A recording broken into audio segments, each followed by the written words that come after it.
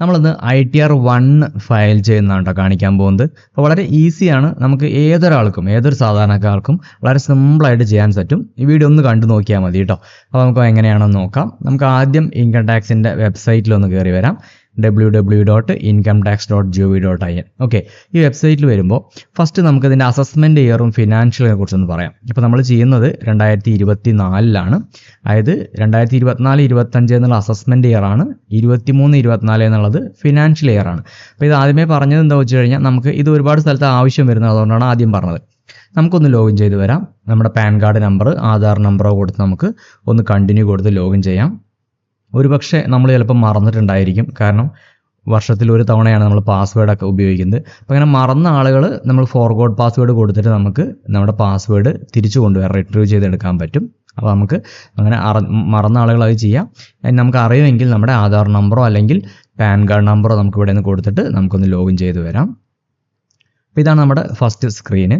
ഇവിടെ നമ്മൾ വലതുവശത്ത് മുകളിൽ നമ്മുടെ പേരുണ്ടായിരിക്കും. അവിടെ നിന്ന് ക്ലിക്ക് ചെയ്ത് കഴിഞ്ഞാൽ നമുക്ക് മൈ പ്രൊഫൈൽ എന്ന് കാണാൻ സാധിക്കും. അപ്പോൾ അതൊന്ന് ടെസ്റ്റ് ചെയ്യാം. നമുക്ക് നമ്മുടെ എല്ലാ കാര്യങ്ങളും ഓക്കെ ആണോ എന്ന് അറിയാൻ വേണ്ടിയിട്ടാണ്. ഇത് നമ്മുടെ പാൻ കാർഡിൻ്റെ സ്റ്റാറ്റസ് ആക്റ്റീവ് ആണോ, അതായത് നമ്മൾ ആധാറുമായിട്ട് ലിങ്ക് ചെയ്തിട്ടുണ്ടോ എന്നൊക്കെ ഒന്ന് ചെക്ക് ചെയ്യാൻ വേണ്ടിയിട്ടാണ് പറയുന്നത്. അപ്പോൾ ലിങ്ക് ചെയ്യാത്തവർ ആധാറായിട്ട് ലിങ്ക് ചെയ്തിട്ടുണ്ടായിരിക്കണം കേട്ടോ. അപ്പോൾ ഇതിൻ്റെയൊക്കെ വീഡിയോ നമ്മുടെ ചാനലിലുണ്ട്. നമുക്ക് ലിങ്ക് ചെയ്യാത്തവർക്ക് അതെങ്ങനെ ചെയ്യാന്നുള്ളതും അത് ചെയ്യുന്നത് എങ്ങനെയാണെന്നൊക്കെ നമ്മുടെ ചാനലിൽ വീഡിയോസ് ഉണ്ട്. ഇനി നമ്മൾ അടുത്തത് നമ്മൾ 26AS എന്നുള്ള ഫോം ഒന്ന് ചെക്ക് ചെയ്യേണ്ടതായിട്ടുണ്ട്. അതായത് നമ്മുടെ വരുമാനങ്ങൾ, നമുക്ക് സാലറിയിൽ നിന്ന് വരുമാനം ഉണ്ടായിട്ടുണ്ടായിരിക്കും, അതുപോലെ നമുക്ക് മറ്റു പല ബാങ്കിൽ നിന്ന് ഡിപ്പോസിറ്റ് ചെയ്യുന്ന വരുമാനം ഉണ്ടായിരിക്കും. അപ്പോൾ ഇങ്ങനെ നമുക്ക് ഏതെല്ലാം സോഴ്സുകളിൽ നിന്നാണ് നമുക്ക് വരുമാനം ഉണ്ടായിട്ടുള്ളത് എന്നുള്ളത് ഇൻകം ടാക്സ് ഡിപ്പാർട്ട്മെൻറ്റിൻ്റെ കയ്യിലൊരു കണക്കുണ്ടായിരിക്കും. അപ്പോൾ അത് നമുക്ക് അറിയണമെന്നുണ്ടെങ്കിൽ ഈ ഒരു 26AS നമുക്കൊന്ന് നോക്കേണ്ടതായിട്ടുണ്ട്. അപ്പോൾ അതിന് നമുക്ക് ഈ 26AS ഒന്ന് ഓപ്പൺ ചെയ്ത് വരാം. ഓക്കെ, ഇവിടെ നമുക്ക് നോക്കിയാൽ അസസ്മെൻറ്റ് ഇയർ എന്നാണ് ആദ്യം കാണിക്കുന്നത്. അപ്പോൾ ഇതാണ് ഞാൻ ആദ്യം പറഞ്ഞതൊന്നും മാറിപ്പോകാൻ പാടില്ല. അപ്പോൾ അസസ്മെൻറ്റ് ഇയർ എന്ന് പറയുന്നത് നമ്മൾ 2024-2025 നമ്മുടെ അസസ്മെൻറ്റ് ഇയർ. അതായത് നമ്മൾ ഫിനാൻഷ്യൽ ഇയർ 2023-24. അപ്പോൾ അതൊന്ന് കൊടുക്കാം. വ്യൂ ആസ് എന്നുള്ളത് നമുക്കൊന്ന് HTML കൊടുക്കാം. എന്നിട്ട് നമുക്ക് വ്യൂ അല്ലെങ്കിൽ ഡൗൺലോഡ് എന്ന ഓപ്ഷൻ ക്ലിക്ക് ചെയ്യാം. അപ്പോൾ ഇവിടെ നോക്കിയാൽ നമ്മുടെ ഫിനാൻഷ്യൽ ഇയർ, അസസ്മെൻറ്റ് ഇയർ, നമ്മുടെ പേര്, ഡീറ്റെയിൽസ് ഒക്കെ നമുക്ക് മുകളിൽ കാണാൻ സാധിക്കും. കണ്ടില്ലേ, 2023-24, 24-25. അതേപോലെ തന്നെ താഴേക്ക് വരുവാണെങ്കിൽ നമുക്ക് ഏതെല്ലാം സോഴ്സുകളിൽ നിന്നാണ് ടാക്സ് കട്ട് ചെയ്തിരിക്കുന്നത്, നമ്മളെ TDS ഡിഡക്ട് ചെയ്തിരിക്കുന്നത്, നമ്മുടെ സാലറിയിൽ നിന്ന് ടാക്സ് ഡിഡക്ട് ചെയ്തിട്ടാണല്ലോ നമുക്ക് കിട്ടുന്നത്. അപ്പോൾ ആ രീതിയിൽ നമുക്കിവിടെ കാണാൻ സാധിക്കും. അതേപോലെ തൊട്ട് താഴെ രണ്ടാമത്തെ ഓപ്ഷൻ നോക്കിയാൽ 15G/H, അതായത് നമ്മുടെ ബാങ്കിൽ നിന്നെല്ലാം നമ്മൾ ഫിക്സഡ് ഡിപ്പോസിറ്റോ കാര്യങ്ങളൊക്കെ ഇടുമ്പോൾ നമുക്ക് ഇൻട്രസ്റ്റ് TDS ഡിഡക്റ്റ് ആയിട്ടുണ്ടോ എന്ന് നമുക്കിവിടെ കാണിക്കാൻ സാധിക്കും. തൊട്ട് താഴെ 194B എന്ന് പറഞ്ഞു കഴിഞ്ഞാൽ നമുക്ക് ലോട്ടറിയിൽ നിന്നോ മറ്റോ നമുക്ക് കിട്ടിയിട്ടുണ്ടോ നമുക്കിവിടെ അറിയാൻ പറ്റും. അങ്ങനെ നമുക്ക് ഏതെല്ലാം സോഴ്സുകളിൽ നിന്നാണ് നമ്മുടെ ടാക്സ് ഡിഡക്ഷൻ കാര്യങ്ങളൊക്കെ ചെയ്തിട്ടുള്ളത്, നമ്മുടെ വരുമാനം എന്നുള്ളത് നമുക്ക് ഇവിടെ നോക്കിയാൽ നമുക്ക് അറിയാൻ പറ്റും. അപ്പോൾ ഇതാണ് ഫോം 26AS നോക്കണമെന്ന് പറഞ്ഞാൽ ഇവിടെ കാണിച്ചിരിക്കുന്ന കാര്യങ്ങൾ കൃത്യമായിട്ട് നമ്മൾ നമ്മുടെ ഇൻകം ടാക്സ് ഫയൽ ചെയ്യുന്ന സമയത്ത് നമ്മൾ കൊടുത്തിരിക്കണം. അതുകൊണ്ടാണ് ഇത് നോക്കാൻ വേണ്ടി പറയുന്നത് കേട്ടോ. ഇനി നമുക്ക് അതേപോലെ തന്നെയാണ് ആനുവൽ ഇൻഫർമേഷൻ സ്റ്റേറ്റ്മെൻറ്റ്, നമ്മുടെ AS കൂടെ നമ്മൾ ഫയൽ ചെയ്യുന്നതിന് മുമ്പേ നമ്മൾ നോക്കേണ്ടതായിട്ടുണ്ട്. അപ്പോൾ ഇതിനു വേണ്ടി നമ്മൾ AS എടുക്കാം.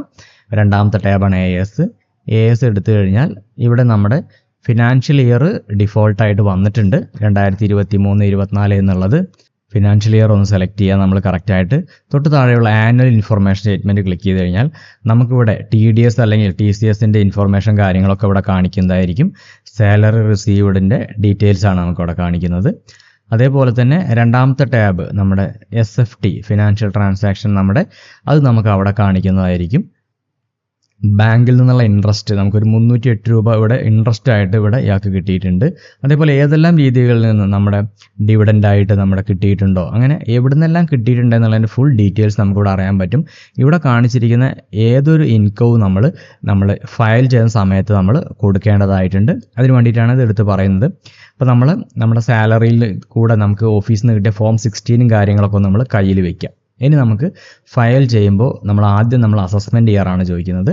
അപ്പോൾ നമ്മൾ 2024-25 എന്നുള്ള അസസ്മെൻറ്റ് ഇയർ കൊടുക്കുക. ഓൺലൈൻ മെത്തേഡിലാണ് നമ്മൾ കൊടുക്കുന്നത്, അതായത് ലൈവായിട്ടാണ് നമ്മൾ ചെയ്യുന്നത്. എന്നിട്ട് നമുക്കൊന്ന് കണ്ടിന്യൂ കൊടുക്കാം. ഇവിടെ നമ്മൾ സ്റ്റാർട്ട് ന്യൂ ഫയലിംഗ് എന്നാണ്. അതായത് നമ്മളെ ഒരു തവണ പകുതിയൊക്കെ ആയി ചെയ്ത് വയ്ക്കുകയാണെങ്കിൽ നമുക്ക് ഡ്രാഫ്റ്റ് ആയിട്ട് കിടക്കണ്ടായിരിക്കും, നമുക്ക് വീണ്ടും കണ്ടിന്യൂ ചെയ്യാം. നമ്മൾ ആദ്യമായിട്ട് ചെയ്യുമ്പോൾ നമുക്ക് സ്റ്റാർട്ട് ന്യൂ കൊടുക്കാം, ഇൻഡിവിജ്വൽ എന്ന് സെലക്ട് ചെയ്ത് നമുക്ക് നെക്സ്റ്റ് കൊടുക്കാം.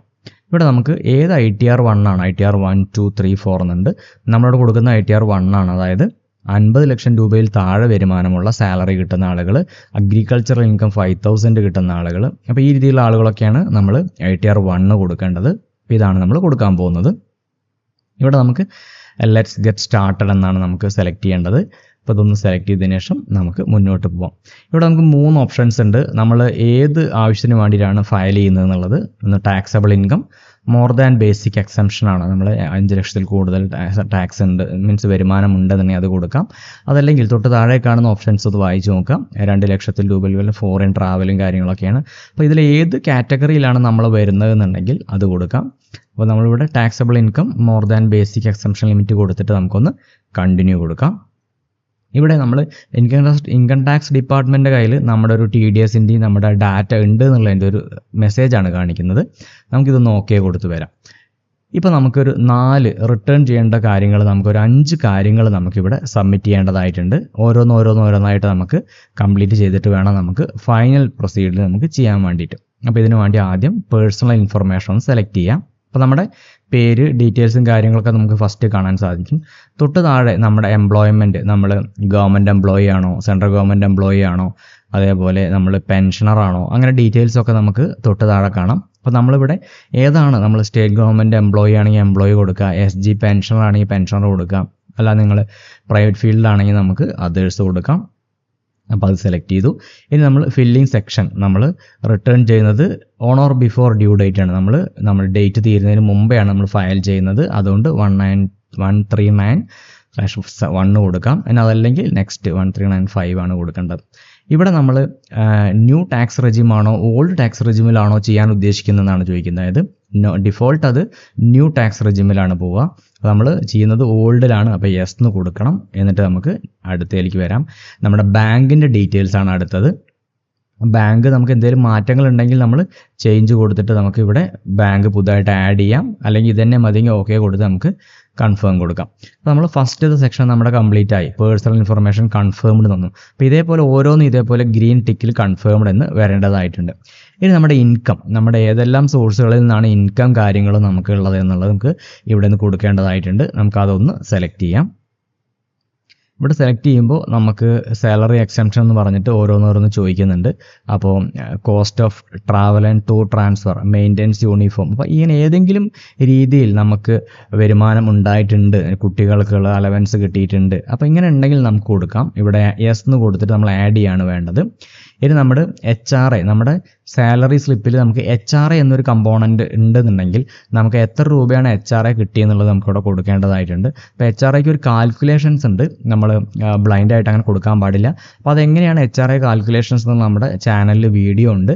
അപ്പോൾ അതൊന്ന് നോക്കിയതിന് ശേഷം മാത്രം നിങ്ങൾ HRA ഇത് ഫില്ല് ചെയ്യാൻ പാടുള്ളൂ കേട്ടോ. അവിടെ നമുക്ക് കുറച്ച് കണക്കുകൾ നോക്കുന്നതിനുണ്ട്. അതേപോലെ നമുക്ക് വേറെ ഏതെങ്കിലും രീതിയിൽ നമുക്ക് വരുമാനം ഉണ്ടായിട്ടുണ്ടോ അതൊക്കെ ഉണ്ടെങ്കിൽ എസ് കൊടുക്കാം, ഇല്ലെങ്കിൽ നോ കൊടുത്തിട്ട് നമുക്ക് മുന്നോട്ട് വരുന്നതാണ്. ഇനി നമുക്ക് നമ്മുടെ ഇൻകം സാലറീൻ്റെ അടുത്ത് വരുന്നത് നമുക്ക് ഇവിടെ നമ്മുടെ വീടിൻ്റെ, നമ്മൾ ഹൗസിംഗ് ലോണൊക്കെ ഉള്ള ആളുകൾക്ക് നമുക്ക് ഇൻകം ഫ്രം ഹൗസ് പ്രോപ്പർട്ടി, അതായത് നമുക്ക് ഹൗസിംഗ് ലോണുള്ള ആളുകളുടെ അവരെ ഇൻട്രസ്റ്റ് പോർഷൻ നമുക്കിവിടെ ആഡ് ചെയ്യാൻ പറ്റും. അപ്പോൾ ആ ഒരു ഏരിയയാണ് ഇവിടെ ഹൗസ് പ്രോപ്പർട്ടി എന്നുള്ളത്, ഇൻകം ഫ്രം ഹൗസ് പ്രോപ്പർട്ടി. ഇത് നമുക്ക് ആഡ് ഓർ എഡിറ്റ് ഡീറ്റെയിൽസ് കൊടുത്തു കഴിഞ്ഞാൽ നമുക്ക് അവിടെ നമുക്ക് ആഡ് ചെയ്യാൻ പറ്റും. ഇവിടെ നമുക്ക് 2 ലക്ഷം രൂപയാണ് നമുക്ക് ഇപ്പോൾ നമ്മുടെ വീടിൻ്റെ ഇതിൻ്റെ കൺസ്ട്രക്ഷനോ അല്ലെങ്കിൽ പർച്ചേസോ ഒക്കെ അതിൻ്റെ ഇൻട്രസ്റ്റ് നമുക്ക് കാണിക്കാൻ സാധിക്കുക. അല്ലെങ്കിൽ നമുക്ക് 30,000 രൂപ വരെ നമുക്ക് അതിൻ്റെ മെയിൻ്റനൻസിനും മറ്റു കാര്യങ്ങളും കാണിക്കാൻ പറ്റും. ഇവിടെ നമ്മൾ സെൽഫ് ഓക്യുപ്പൈഡ് എന്ന് എടുത്തതിന് ശേഷം നമുക്ക് ഇവിടെ നമ്മുടെ എമൗണ്ട് എത്ര രൂപയാണ് ഇൻട്രസ്റ്റ് നമുക്ക് ആ എമൗണ്ട് ഒന്ന് ടൈപ്പ് ചെയ്ത് കൊടുക്കാം. ഇവിടെ 98,257 രൂപയാണ് ഇൻട്രസ്റ്റ് ആയിട്ട് കഴിഞ്ഞ വർഷം കൊടുത്തിരിക്കുന്നത്. അത് കൊടുത്തിട്ട് നമുക്കൊന്ന് ആഡ് കൊടുക്കാം. ഇനി നമുക്ക് അടുത്തൊരു സെക്ഷൻ വേറെ ഏതെങ്കിലും രീതിയിൽ നമുക്ക് ഇൻകം ആഡ് ചെയ്യാനുണ്ടെന്നുണ്ടെങ്കിൽ നമുക്ക് ആഡ് അനദർ എന്ന് കൊടുത്തിട്ട് നമുക്ക് ആഡ് ചെയ്യാൻ സാധിക്കും. അതായത് ഇപ്പോൾ സേവിങ് ബാങ്കിൽ നിന്ന് നമുക്ക് നമ്മുടെ എന്തെങ്കിലും ഇൻട്രസ്റ്റ് കിട്ടിയിട്ടുണ്ടെങ്കിൽ നമുക്ക് അത് കൊടുക്കാൻ സാധിക്കും. അതേപോലെ വേറെ ഏതെങ്കിലും രീതിയിൽ നമുക്ക് എവിടെന്നെങ്കിലും നമുക്ക് വരുമാനം ഉണ്ടെങ്കിൽ നമുക്ക് യെസ് എന്ന് കൊടുക്കാം. അതിൻ്റെ എമൗണ്ടും കാര്യങ്ങളും ഇവിടെ കൊടുത്തതിന് ശേഷം ലാസ്റ്റ് കൺഫേം കൊടുക്കാം. അപ്പോൾ ഇതെല്ലാമാണ് നമ്മൾ ഇൻകം എന്നുള്ള ആ ഒരു സെക്ഷനിൽ ചെയ്യേണ്ടതായിട്ടുള്ളത്. നമുക്ക് പ്രത്യേകിച്ച് വേറെ ഇൻകം ഒന്നും ഇല്ല എന്നുണ്ടെങ്കിൽ നമ്മളിതൊന്നും ഫില്ല് ചെയ്യേണ്ട കാര്യമില്ല. ജസ്റ്റ് പ്രൊസീഡ് കൊടുത്ത് കൺഫേം കൊടുത്ത് നമുക്ക് അടുത്തൊരു പ്രൊസീജിയറിലേക്ക് പോകാവുന്നതാണ് കേട്ടോ. അപ്പോൾ അതൊന്ന് നോക്കാം. അപ്പോൾ നമ്മൾ രണ്ടാമത്തെ കഴിഞ്ഞു, നമ്മുടെ ഇൻകം കഴിഞ്ഞു. ഇനി നമ്മുടെ ഡിഡക്ഷൻസ് ആണ് നമ്മൾ കൊടുക്കാൻ പോകുന്നത്. ടാക്സ് ഡിഡക്ഷൻസ് എന്തൊക്കെയാണെന്നുള്ളത് അതൊന്ന് സെലക്ട് ചെയ്യാം. ഇവിടെ നമുക്ക് ഫസ്റ്റ് തന്നെ ഡൊണേഷനായിട്ട് നമ്മൾ ചീഫ് മിനിസ്റ്റർ ഇതിലേക്ക് ഡൊണേഷൻ കൊടുത്തിട്ടുണ്ടോ, അതേപോലെ തന്നെ നമ്മൾ വേറെ ഏതെങ്കിലും പൊളിറ്റിക്കൽ പാർട്ടിക്ക് ഡൊണേഷൻ കൊടുത്തിട്ടുണ്ടോ, നമുക്ക് ഡിസബിലിറ്റി ഉള്ള ആളുകൾക്ക് അസുഖത്തിന് വേണ്ടി കാശ് ചിലവാക്കിയിട്ടുണ്ടോ. അപ്പോൾ ഇതൊക്കെ നമുക്ക് ഇവിടെ ഓരോന്നോരോന്നായി കൊടുത്തിട്ടുണ്ട്. അതേപോലെ 80GG എന്ന് പറഞ്ഞു കഴിഞ്ഞാൽ നമുക്ക് ഹൗസ് റെൻ്റാണ്. സാലറി കമ്പോണൻറ്റിൽ HRA കാണിക്കാത്ത ആളുകൾക്ക് ഇവിടെ HRA കാണിക്കാൻ സാധിക്കും. ഇനി നമ്മുടെ 80C ആണ് 1.5 ലക്ഷം രൂപ. നമുക്ക് 1.5 ലക്ഷം രൂപ വരെ നമ്മുടെ ലൈഫ് ഇൻഷുറൻസ്, PPF തുടങ്ങിയ കാര്യങ്ങളൊക്കെ കൊടുക്കാൻ പറ്റും, നമ്മുടെ പ്രൊവിഡൻറ്റ് ഫണ്ടൊക്കെ. അപ്പോൾ അതൊക്കെ കൊടുത്തിട്ട് ഇവിടെ ഈ പോർഷൻ നമുക്ക് ഫില്ല് ചെയ്ത് വരാൻ സാധിക്കും. ഇവിടെ നമ്മൾ 80D ഉണ്ട്, നമ്മൾ ഇൻഷുറൻസിൻ്റെയാണ്, ഹെൽത്ത് ഇൻഷുറൻസിൻ്റെ. അതേപോലെ NPS ആണ് നമ്മൾ 80CCD 1B എന്ന് പറഞ്ഞാൽ നമ്മൾ NPSൽ ജോയിൻ ചെയ്ത ആളുകൾക്ക് ഉള്ളതാണ് 80CCD 1B. അപ്പോൾ ഏതിലൊക്കെയാണ് നമ്മൾ ഉള്ളതെന്നുണ്ടെങ്കിൽ അതൊക്കെ കൊടുത്തിട്ട് നമുക്ക് മുന്നോട്ട് വരാം. ഇനി ഇവിടെ നമ്മൾ 80Cയിൽ 1.5 ലക്ഷം രൂപ കൊടുത്തിട്ടുണ്ട്. നമ്മുടെ 80Dയിൽ നമുക്ക് എഡിറ്റ് കൊടുക്കാം. ഇത് നമ്മുടെ ഹെൽത്ത് ഇൻഷുറൻസിൻ്റെയാണ്. ഇവിടെ നമുക്ക് 25,000 രൂപ വരെ നമുക്ക് എന്ത് ചെയ്യാൻ പറ്റും, നമ്മുടെ ഹെൽത്ത് ഇൻഷുറൻസിൻ്റെ പ്രീമിയം ആയിട്ട് നമുക്ക് കാണിക്കാൻ സാധിക്കും. അതേപോലെ നമുക്ക് 5,000 രൂപ നമുക്ക് ഇതിൻ്റെ ഹെൽത്ത് ചെക്കപ്പിന് നമുക്കിവിടെ കാണിക്കാൻ പറ്റും. അപ്പോൾ അത് സീനിയർ സിറ്റിസൺ ആണെങ്കിൽ നമുക്ക് 50,000 രൂപ വരെ നമുക്ക് കാണിക്കാൻ പറ്റുന്നതാണ്. നോർമൽ ആളുകൾക്ക് 25,000 രൂപ വരെയാണ് നമുക്ക് ഹെൽത്ത് ഇൻഷുറൻസ് കാണിക്കാൻ പറ്റുക. പാരൻസിന് നമുക്ക് അഡീഷണൽ ആയിട്ടൊരു 50,000 രൂപ ഹെൽത്ത് ക്ലെയിമിനും കാണിക്കാൻ പറ്റും. അപ്പോൾ ഇവിടെ നമ്മൾ ഹെൽത്ത് ഇൻഷുറൻസിന് അടച്ച തുക എത്ര രൂപയാണോ നമ്മൾ ഇൻഷുറൻസ് പ്രീമിയം അടച്ചതെന്നുണ്ടെങ്കിൽ ആ തുക അവിടെ എഴുതാം. ഇനി ഹെൽത്ത് ചെക്കപ്പ് നിങ്ങൾ എന്തെങ്കിലും ചെയ്തിട്ടുണ്ടെങ്കിൽ 5,000 രൂപ വരെ ഹെൽത്ത് ചെക്കപ്പിൽ കാണിക്കാം. മാക്സിമം ക്ലെയിം ചെയ്യാൻ പറ്റുന്നത് രണ്ടും കൂടിയും കാണിക്കാൻ പറ്റില്ല. അതായത് നമുക്ക് ഇൻഷുറൻസിൻ്റെ തുകയും മെഡിക്കൽ ഇതും കൂടി ഒരുമിച്ച് കാണിക്കാൻ പറ്റില്ല, ഏതെങ്കിലും ഒന്നേ കാണിക്കാൻ പറ്റുള്ളൂ. ഇവിടെ താഴേക്ക് നമ്മുടെ പാരൻസിൻ്റെ കേസിൽ നമുക്ക് ഇതേപോലെ 50,000 രൂപ വരെ നമുക്ക് മാക്സിമം കാണിക്കാൻ പറ്റും. അത് ഹെൽത്ത് ഇൻഷുറൻസ് ആണെങ്കിൽ അത് 50,000 കാണിക്കാൻ പറ്റും. ഇനി ഹെൽത്ത് ചെക്കപ്പ് ആണെങ്കിൽ 5,000, മെഡിക്കൽ എക്സ്പെൻഡിച്ചർ ആണെങ്കിൽ നമുക്ക് മാക്സിമം 50,000 വരെ നമുക്ക് കാണിക്കാൻ പറ്റും. ഇവിടെ ഇൻഷുറൻസും മെഡിക്കൽ എക്സ്പെൻഡിച്ചറും ഒരുമിച്ച് കാണിക്കാൻ പറ്റില്ല, ഏതെങ്കിലും ഒന്ന് നമുക്കിവിടെ കാണിക്കാൻ പറ്റും. പ്രത്യേകം ശ്രദ്ധിക്കാം. നമുക്ക് 50,000 കൂടുതൽ നമ്മൾ എൻ്റർ ചെയ്യുകയാണെങ്കിലും നമുക്ക് മാക്സിമം അത് 50,000 രൂപയാണ് നമുക്ക് ഡിഡക്ഷൻ ആയിട്ട് കിട്ടുകയുള്ളൂ. കണ്ടില്ല, നമുക്ക് 5,000 രൂപ അഡീഷണൽ കൊടുത്താലും നമുക്ക് ആ മാക്സിമം എമൗണ്ട് അതേ കിട്ടുള്ളൂ. അപ്പോൾ നമുക്ക് അതും കൂടി എൻ്റർ കൊടുത്തിട്ട് നമുക്കൊന്ന് സേവ് ചെയ്ത് വരാം. ഇത്രയും ചെയ്യുമ്പോൾ നമ്മളെ 80D എന്നുള്ള സെക്ഷൻ കംപ്ലീറ്റ് ആയി കഴിഞ്ഞു. ഇപ്പോൾ 80Cയിൽ നമ്മൾ 1.5 ലക്ഷം ക്ലെയിം ചെയ്തു. 80D ഹെൽത്ത് ഇൻഷുറൻസിൽ 54 ക്ലെയിം ചെയ്തു. NPS എന്നുള്ള നമ്മുടെ നാഷണൽ പെൻഷൻ സ്കീമിൽ നമ്മൾ 24,000 രൂപയാണ് ചെയ്തിരിക്കുന്നത്. അപ്പോൾ ഇതേപോലെ നമ്മൾ ഏതിലെല്ലാമാണ് ചേർന്നിരിക്കുന്നത് അതൊക്കെ ചെയ്യാം. ഇപ്പോൾ 80TTA എന്ന് പറഞ്ഞു കഴിഞ്ഞാൽ നമ്മൾ ഫിക്സഡ് ഡിപ്പോസിറ്റും കാര്യങ്ങളൊക്കെ ഉണ്ടെങ്കിൽ നമ്മൾ 10,000 രൂപ വരെ നമുക്ക് ഇൻട്രസ്റ്റ് നമുക്ക് ഒഴിവായി കിട്ടുന്നതാണ്. സീനിയർ സിറ്റിസൺ ആണെങ്കിൽ നമുക്ക് 50,000 രൂപ വരെ നമുക്ക് ഒഴിവായി കിട്ടുന്നതാണ്. അപ്പോൾ അങ്ങനെയുള്ള ആളുകൾ 80TTയിൽ അതും ഫില്ല് ചെയ്ത് വന്നിട്ട് നമുക്കൊന്ന് കൺഫേം കൊടുക്കാം.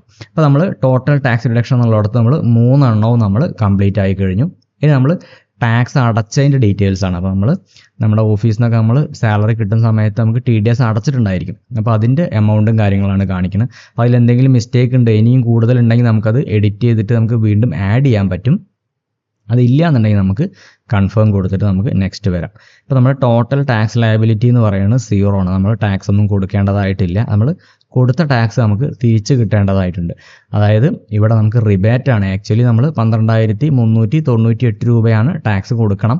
അത് നമ്മൾ റിബേറ്റ് ആയതുകൊണ്ട് നമുക്ക് 5 ലക്ഷം രൂപയിൽ താഴെ നമ്മൾ ടോട്ടൽ ഇൻകം വന്നതുകൊണ്ട് നമുക്കത് തിരിച്ച് കിട്ടുന്നതായിരിക്കും. ഇപ്പോൾ ഞങ്ങൾക്ക് കൺഫേം കൊടുക്കാം. അപ്പോൾ നമ്മുടെ എല്ലാ സെക്ഷനും കംപ്ലീറ്റ് ആയി, കൺഫേംഡ് ആയി. ഇനി നമുക്കൊന്ന് പ്രൊസീഡ് കൊടുക്കാം. പ്രൊസീഡ് കൊടുക്കുമ്പോൾ നമ്മൾ എലിജിബിൾ ആണ്. ഇത്രയും എമൗണ്ട് നമുക്ക് റീഫണ്ട് കിട്ടുന്നതിന് വേണ്ടി നമ്മൾ എലിജിബിൾ ആണ്.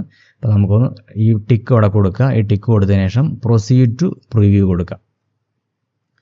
അപ്പോൾ നമ്മുടെ ഇത്രയും നേരം ചെയ്ത കാര്യങ്ങളുടെ സമ്മറിയാണ്. നമുക്കിത് ഡൗൺലോഡ് ചെയ്തിട്ട് വേണമെങ്കിൽ നമ്മുടെ കമ്പ്യൂട്ടറിൽ വയ്ക്കാൻ പറ്റും. നമുക്ക് വീണ്ടും കാണാനൊക്കെ പറ്റും. വീണ്ടും ഇതിൽ ലോഗിൻ ചെയ്ത് വന്നു കഴിഞ്ഞാൽ നമുക്കത് വീണ്ടും ഇത് കാണാൻ പറ്റുന്നതായിരിക്കും. അപ്പോൾ നമുക്ക് വേണമെങ്കിൽ നമുക്കൊന്ന് ഡൗൺലോഡ് ചെയ്ത് വയ്ക്കാം. എല്ലാ കാര്യങ്ങളും ഒന്നും കൂടി ജസ്റ്റ് ഒന്ന് നോക്കുക. നമ്മൾ കൊടുത്ത കാര്യങ്ങളും എമൗണ്ടും കാര്യങ്ങളെല്ലാം കറക്റ്റ് അല്ലേ നോക്കിയതിന് ശേഷം പ്രൊസീഡ് ടു വാലിഡേഷൻ കൊടുക്കാം. അപ്പോൾ നമുക്കൊരു എറർ കാണിക്കുന്നുണ്ട്. അതായത് നമ്മുടെ എന്തോ ഒരു nature of exempt allowance enter ചെയ്ത് മിസ്റ്റേക്ക്. അപ്പോൾ അങ്ങനെ വരുവാണെങ്കിൽ നമ്മൾ അവിടെ നിന്ന് സെലക്ട് ചെയ്യുക. അപ്പോൾ നേരെ അത് അങ്ങോട്ട് പോകുന്നതായിരിക്കും. അപ്പോൾ ആ ഒരു പേജിലേക്ക് വരുമ്പോൾ ഇവിടെ നമുക്ക് നേച്ചർ ഓഫ് എക്സംപ്റ്റ് അലവൻസിൻ്റെ എമൗണ്ട് നമ്മൾ കൊടുത്തിട്ടില്ല. അതാണ് പ്രോബ്ലം. അപ്പോൾ നമുക്കത് ആവശ്യമില്ലാത്തതാണ്. നമുക്ക് അതുകൊണ്ട് അത് ഡിലീറ്റ് ചെയ്ത് കളയാം. ഓക്കെ, അപ്പോൾ അത് എമൗണ്ട് ഡിലീറ്റ് ചെയ്ത് നമുക്ക് സേവ് ചെയ്ത് കൊടുത്തു കഴിഞ്ഞാൽ വീണ്ടും നമ്മൾ ഇപ്പോൾ നിൽക്കുന്ന ലാസ്റ്റ് പോർഷനിലേക്ക് വരുന്നതായിരിക്കും. നമുക്കതൊന്ന് സേവ് ചെയ്യാം. നമ്മുടെ ഇൻകം സോഴ്സും കാര്യങ്ങളും ഒക്കെ കൊടുത്തു. ഇതും ഒന്ന് കൺഫേം കൊടുക്കാം നമുക്ക്. ഓക്കെ, നമ്മൾ കംപ്ലീറ്റ് ആണ്. ഒന്ന് പ്രൊസീഡ് കൊടുക്കാം. പ്രൊസീഡ് കൊടുത്തു. പ്രിവ്യൂ നോക്കുക. പ്രൊസീഡ് ടു വാലിഡേഷൻ കൊടുക്കാം. ഇപ്പോൾ നമ്മൾ വാലിഡേഷൻ എല്ലാം കഴിഞ്ഞു. സക്സസ്ഫുൾ ആണ്. ഇഷ്യൂസുകളും കാര്യങ്ങളൊന്നുമില്ല.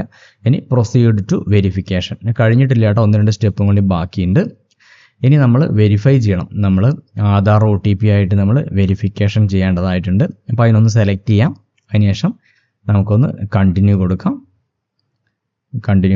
ഇനി നമ്മൾ ഏത് രീതിയിലാണ് വെരിഫൈ ചെയ്യേണ്ടതെന്ന് നമുക്ക് ആധാർ രജിസ്റ്റർ ചെയ്ത ആധാറായിട്ട് ലിങ്ക് ചെയ്ത മൊബൈൽ നമ്പറായിട്ട് രജിസ്റ്റർ ചെയ്യുന്നതായിരിക്കും ഈസി മെത്തേഡ്. അപ്പോൾ അതുകൊണ്ട് അത് സെലക്ട് ചെയ്യുക. എന്നിട്ട് നമ്മൾ ഐ അഗ്രി ടിക്ക് കൊടുത്തതിന് ശേഷം ആധാറിൽ ഒരു OTP മെസ്സേജ് വരുന്നതിന് വേണ്ടിയിട്ട് ജനറേറ്റ് OTP കൊടുക്കാം. അപ്പോൾ ആധാറിൽ വന്ന OTP നമ്മുടെ മൊബൈലിൽ വന്ന OTP കൊടുത്തിട്ടൊന്ന് വാലിഡേറ്റ് കൊടുക്കാം. അപ്പോൾ നമ്മുടെ സബ്മിഷൻ കാര്യങ്ങളെല്ലാം ഒരുവിധം ഓക്കെയാണ്. ലാസ്റ്റ് നമ്മൾ ഫൈനൽ സബ്മിറ്റ് ബട്ടൺ ക്ലിക്ക് ചെയ്യുക.